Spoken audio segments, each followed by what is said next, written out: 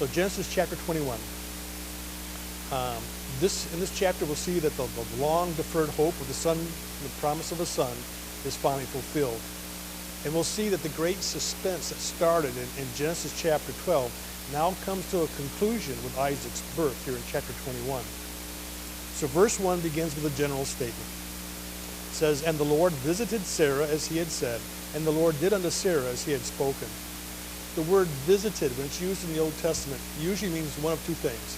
Either God is coming to do judgment, to judge, or he's coming to bless. So the idea here in verse 1, that God in his mercy is coming and leaves a son. Well, now verse 2 repeats that main idea from verse 1, but gives us some more specific information, some specific details. You see that it says, For Sarah conceived and bare Abraham a son in his old age, at the set time of which God had spoken of him. Interesting to note that for Abraham it's been 25 years after that promise was given to him. But for God, the promise was fulfilled on schedule in God's time. It also shows that this miraculous birth, that Abraham and Sarah really had nothing to do with it. Both were decades past normal childbearing years. Paul writes in Romans chapter 4 how Abraham considered his body dead, and Sarah also, before the birth of Isaac. So Paul is bringing out that out of death, God brings life. A miraculous birth. And certainly it's been compared to the miraculous birth of Christ. Well, verse 3, it says, "And Abraham called the name of his son that was born unto him, whom Sarah bare to him, Isaac." Isaac means he laughs. And that certainly reflects the attitude of both of his parents. And with a bit of foreshadowing that Dave Wright talked about this morning, we will see that with Isaac, will be a foundation for Abraham's deepening faith in God. Well, verse 4, it says, "And Abraham circumcised his son Isaac, being 8 days old, as God had commanded him." So Abraham is keeping the covenant that God had made with him back in Genesis chapter 17. In verse 5 it says, "And Abraham was 100 years old when his son Isaac was born unto him." This can also be read as Abraham himself was 100 years old. We are again reminded of Abraham's age. Not only was he old, but he was 100 years old. And we're also told again that Isaac was born unto him.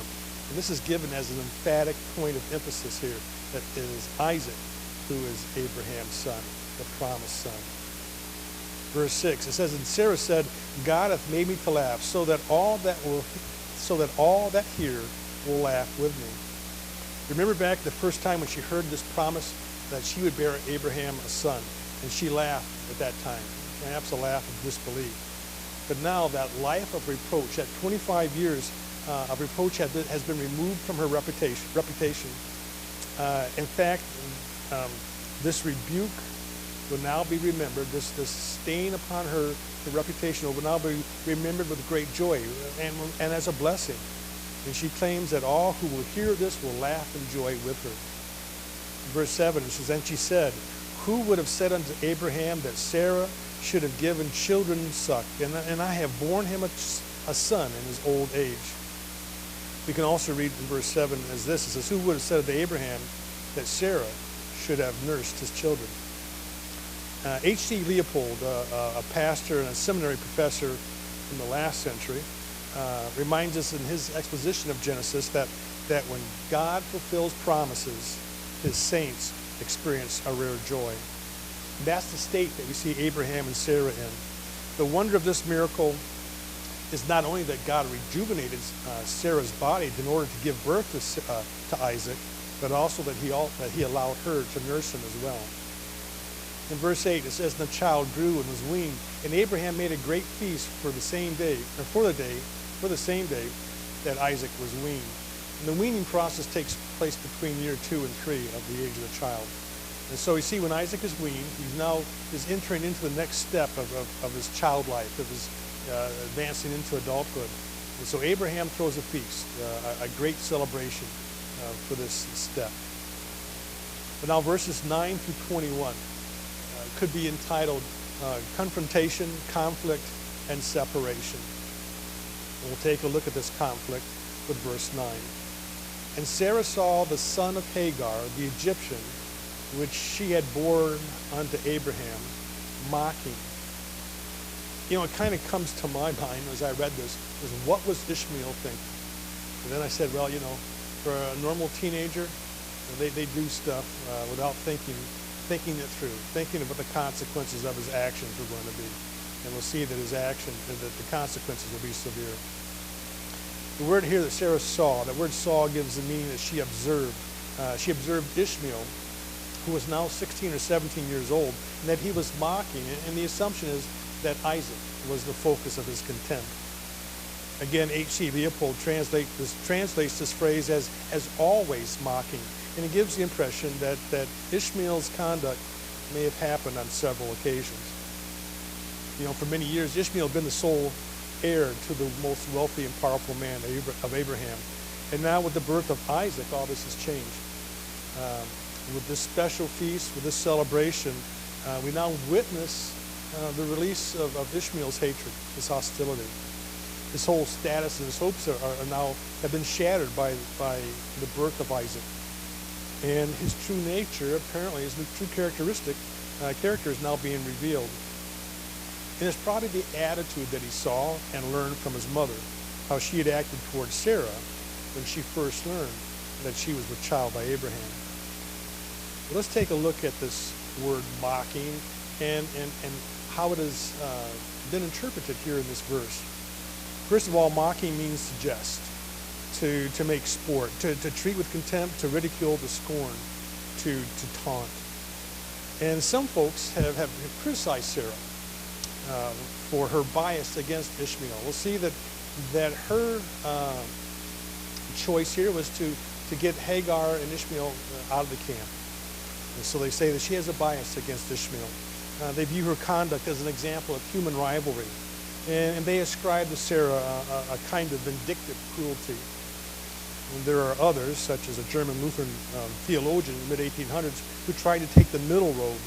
And he believed that her demand was justifiable, but was probably mixed in with some proud disdain, and that she was really at fault here. What I really couldn't understand was the translators for the New Revised Standard Version of the Bible, who I guess they thought they were taking a middle road, but actually fell down pretty hard on the side of Ishmael. For they translated this verse, verse 9, as, "But Sarah saw the son of Hagar, the Egyptian, whom she had borne to Abraham, playing with her son Isaac." Now, to at least the benefit of the translators, they put a little superscript on it, and if you took the time to read it, it would have said the phrase, "with the son of Isaac," is not in the Hebrew. I mean, I guess why would you add it in there unless you're trying to make Isaac or make Ishmael look much less than a jerk? The other 8 prominent translations, the King James, New King James, the American Standard, New American Standard, NIV, DNT, and don't ask me what the D stands for, but the translation is published down in Australia. Young's literal translation and the NRSV here, only the NRSV, translates the Hebrew word as playing. The other 7 versions of the Bible translate the word as mocking. But if you say, well, yes, you could translate as playing, then you are very hard put trying to explain why God would then concur with Sarah's recommendation of kicking them out of the camp. How come if Ishmael is playing with Isaac, then why would God want him kicked out of the camp? You can't have it both ways. God, in fact, tells Abraham to listen to what Sarah has to say on this. So we go on to verse 10. "Wherefore she said unto Abraham, Cast out this bondwoman and her son, for the son of this bondwoman shall not be heir with my son, even with Isaac." So we see Sarah's radical solution to the family problem. And that phrase, "cast out," literally means to drive out. But it also speaks of a divorce. Not only does she want them physically out, but she wants to cut off all legal association, all legal ties, anything that might tie Ishmael back to Abraham. For Sarah, there's not going to be any competition. There's not going to be any question about who Abraham's heir was going to be. Abraham's heir. That's the whole focus of this, the issue of inheritance. And Sarah is rejecting Ishmael's claim upon Abraham's earthly wealth. Again, we see this, that this bondswoman, the son of this bondwoman, will not be heir with her son. Again, we will see in verse 12 that God agrees with her.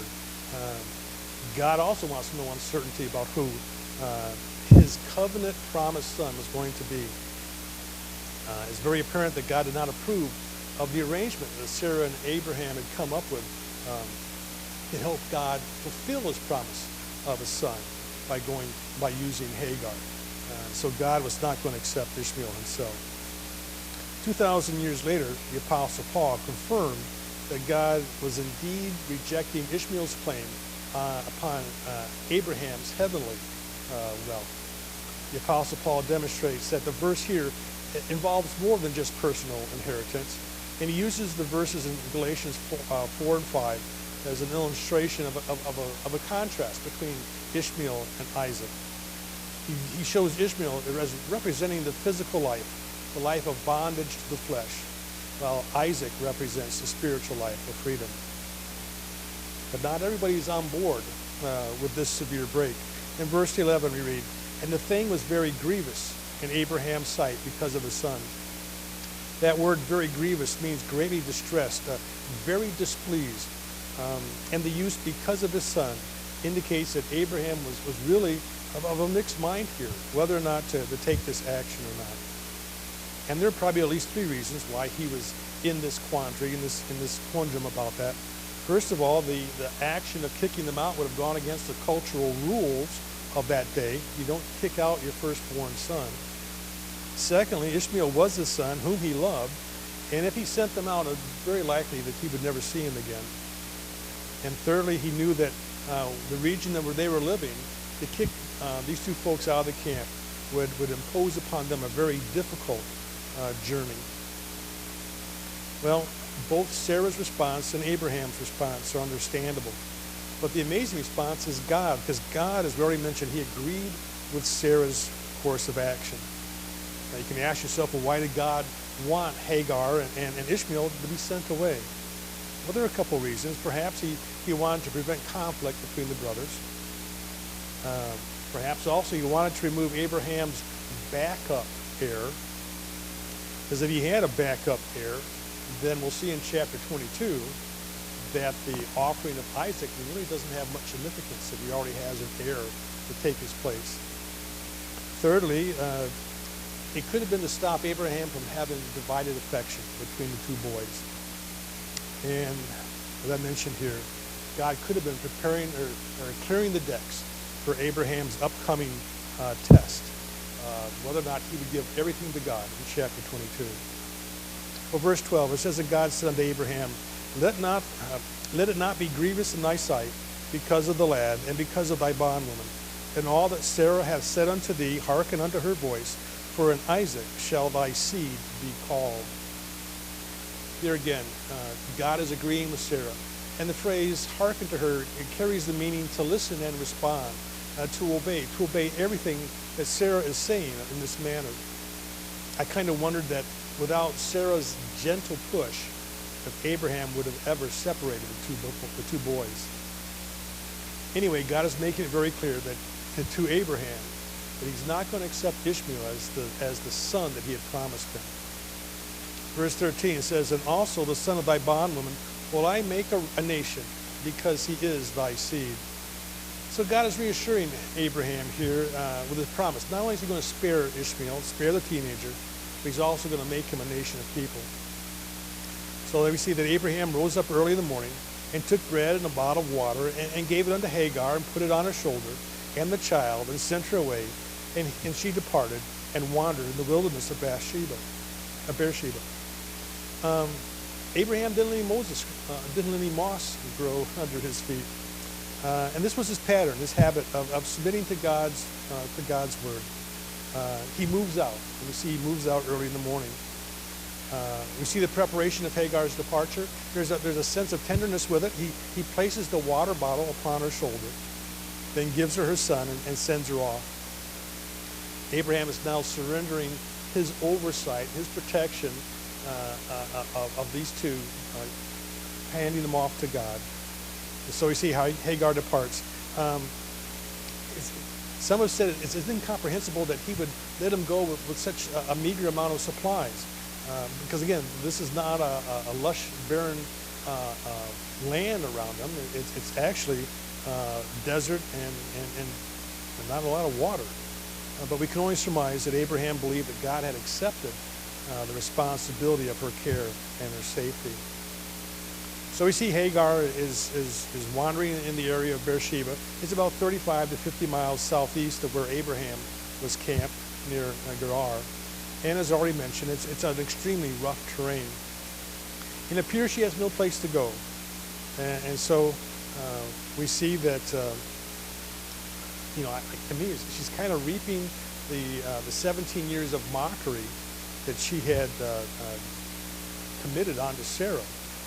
Perhaps if she had been a little more compassionate, maybe she would have been given more resources.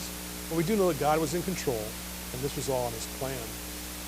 Verse 15 says, "And the water was spent in the bottle, and she cast the child under one of the shrubs." The word cast means to be dragged. So she drags the teen into the shade of a bush. She's no longer able to give him any more reassurances that everything's going to be all right. And verse 16 says, "And she went and sat her down over against him a good way off, as it were a bow shot. For she said, Let me not see the death of the child. And she sat over against him and lifted up her voice and wept." Here that phrase, "went over against him," means opposite but at a distance.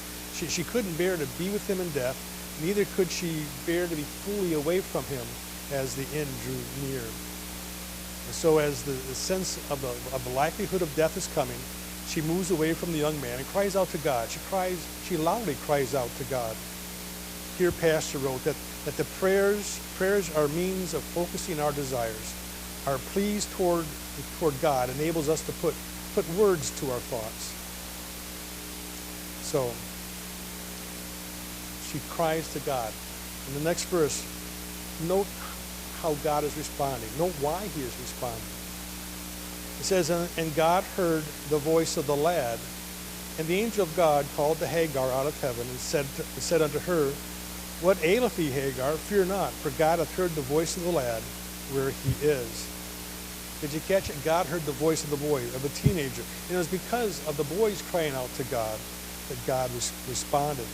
Perhaps it was because he was viewed by God as being the seed of Abraham, that God was attentive to him. And then we see that God has an angel to communicate with his mother. And he asks, "What's troubling you?" And to me, I'm saying, I'm out here in the desert. There's no water. We're dying. That's what's troubling us. But look at it from God's viewpoint. He's saying, "Why are you all worked up? I'm in control. I have the situation well in hand. All you have to do is ask." And the boy asked, and God responded. Verse 18, we see God gives Hagar a command, instructions on what she needs to do. He says, "Arise, lift up the lad, hold him in thine hand, for I will make him a great nation." Arise, lift up the lad, hold him in the hand. It's not like hold him like a baby, but lift your hands up towards heaven, because God is recognizing Ishmael and promising him a great blessing to be a nation. And then God directs Hagar to a nearby well, verse 19. And God opened her eyes, and she saw a well of water, and she went and filled the bottle with water and gave the lad to drink. And God was with the lad, and he grew, and he dwelled in the wilderness and became an archer. That word archer means to shoot, but also has a meaning of becoming many, becoming numerous. Continuing on, it says, and he dwelt in the wilderness of Paran, and his mother took him a wife out of the land of Egypt. Well, again, they're about 90 miles now south of Beersheba, near the Gulf of Aqaba, in the northeast portion of the Sinai Peninsula. And there's no mention of Abraham ever seeing him again. You see also that Hagar, where they are living, is in the sphere of influence of Egypt. And so she, being Egyptian, goes and naturally gets him an Egyptian wife. But now in chapter 21, the scene changes. And we are viewing a covenant that's being conducted between Abimelech and Abraham. And it takes place here to the end of the chapter. So verse 22, it says, "And it came to pass at that time that Abimelech and Phicol, the chief captain of his host, spake unto Abraham, saying, God is with thee in all that thou doest." Verse 32 of this chapter gives us a little more information about King Abimelech. We see that he is in fact the king of the Philistines, and Phicol is his military commander and spokesman. And in this verse, Abimelech mentions the blessings that God is presenting or placing upon Abraham. It's obvious. Everybody can see it. Even the non-believers acknowledge that Abraham is being blessed beyond anybody else. And so the king of the Philistines comes down to Abraham, and he's seeking negotiations. It indicates his respect for the wealth and power of Abraham. And besides being aware of Abraham's prosperity, there may have also been, he may have had some knowledge of the miraculous birth of Isaac, all of which is motivating Abimelech to move to get a more secure, a more permanent relationship with Abraham. So he says in verse 23, "Now therefore swear unto me here by God that thou wilt not deal falsely with me, nor with my son, nor with my son's son, but according to the kindness that I have done unto thee, thou shalt do unto me, and to the land wherein thou hast sojourned." So Abimelech is asking Abraham for a covenant both now and out into the future. Verse 24 says, "And Abraham said, I will swear." It indicates here that Abraham had no problem with this agreement. But the next verse, we see that there are some conditions. There's a situation that needs to be taken care of if this covenant is going to go forward. Because we see it says, "And Abraham reproved Abimelech because of a well of water, which Abimelech's servants had violently taken away." The word reproved here means to dispute, to plead, to chide, to reason together. And the whole reason here is, again, we're in a barren land, and water is a resource. And so we had a well that was taken away from Abraham. And this is a deep concern to both men. Well, Abimelech responds that he's being accused unjustly. In verse 26, he says, "And Abimelech said, I wot not what hath done this thing. Neither didst thou tell me, neither yet heard I of it, but today." That phrase, "wot not," W-O-T-N-O-T, means I didn't know anything about this matter. Neither does he have any idea who did it. And he says, I'm completely uninformed about this whole event. And in his response, he kind of places part of the blame back upon Abraham, because he says, if this was true, then you should have come and said something to me sooner. Well, apparently that explanation satisfies Abraham, because the discussion ends here. We see in the next verse, "And Abraham took sheep, oxen, and gave them unto Abimelech, and both of them made a covenant." So we see Abraham is providing the animals that will be slaughtered to seal the covenant, just like we saw with the covenant process that God made with Abraham earlier on. Then we see something strange. Abraham sets aside 7 female lambs, which are not part of the normal covenant process. And this causes Abimelech to question him. So we see in the next couple of verses, it said, again, Abraham set 7 ewe lambs of the flock by themselves. And Abimelech said unto Abraham, What mean these 7 ewe lambs which thou hast set by themselves? And he said, For these 7 ewe lambs shalt thou take of my hand, that they may be a witness unto me that I have digged this well. I wonder if Abraham is continuing on the practice that he did with the king of Sodom, that he was not going to accept any help from anyone that would allow them to come back at a later date and said, yes, I helped make Abraham as great as he was, because I gave him supplies. I gave him a well. Here we see that Abraham is saying, I'm going to pay. I'm going to pay for this well, and it will prevent any future claims or misunderstanding. These 7 ewe lambs will be a living witness for my work, that the well belongs to me. In verse 31 it says, Wherefore he called that place Beersheba, because they swear, both of them. So this transaction, this agreement, this covenant took place near this town or this city, which now is bearing the name Beersheba. It's not the location of Hagar's struggles back in verse 14. And the name Beersheba means the well of 7, or the well of the oath. It says, And thus they made a covenant at Beersheba, Then Abimelech rose up, and Phicol, the chief captain of his host, and they returned into the land of the Philistines. Well, some folks have problems here. They say that word Philistines is mistranslated because they said the Philistines didn't exist as a people until some 800 years later when they repulsed an invasion of Egypt in 1190 BC. But there is evidence that talks of an expansion of Aegean trade that takes place during this time of Abraham. And along the southwest coast of Palestine, there were a set of merchants that were setting up colonies and moving back inland. And these would eventually become the Philistines, the nation of the Philistines that would become troublesome and plague the nation of Israel.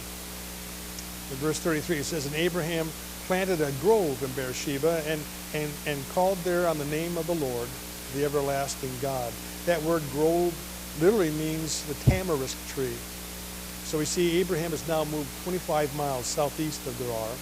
Again, we don't know the reason why. Perhaps he's trying to get out of the spreading influence of Abimelech. But he's moved down to Beersheba. And it's interesting to note the names that Abraham uses to address God. He calls him the Lord, or Jehovah, which means the self-existing one. He calls him the everlasting.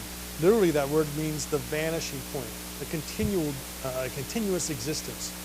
And he also calls him God, strength, power, the Almighty One.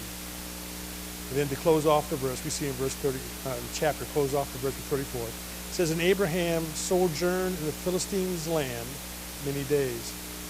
In Genesis 17, verse 8, God tells Abraham that his descendants will be strangers in the land that God has promised him. And even in Genesis chapter 23, verse 4, Abraham himself declares that he is a stranger, that he's a pilgrim. He is a sojourner in the land. And again, we see the evidence of that characteristic of him here in this last verse, that he is wandering in the land that God has promised to him. Well, I did it. Only a couple minutes past 7. But that is chapter 20 and 21 of Abraham, his deception with Abimelech, the birth of Isaac, and the covenant that he makes with Abimelech, again, to seal his prosperity as he's living down there. Let us close with a little prayer, and you'll be dismissed. Father, again, we thank you so much for your word. We thank you for the account of Abraham, because we see, Father, that the pitfalls are real that we live in this life. And it's just not particular to us, but for even great men of faith have stumbled and fallen. And yet, Father, you are there willing to when we repent of our action and turn back to you. Your promises never fail. Your love towards us still exists, and we thank you for that. Father, we pray for journey mercies on those who are not with us tonight. Bring them back safely here to their homes. Be with us through the remainder of this week. And again, we might be a witness to you of your love to this world. And also, Father, a caution to them that if they do not turn to you, that the judgment will come. That is certain. And that they cannot escape it except for your great love. Again, we thank you for all you've done for us through today and through the remainder of this evening. All these things we ask and pray in Christ's name. Amen.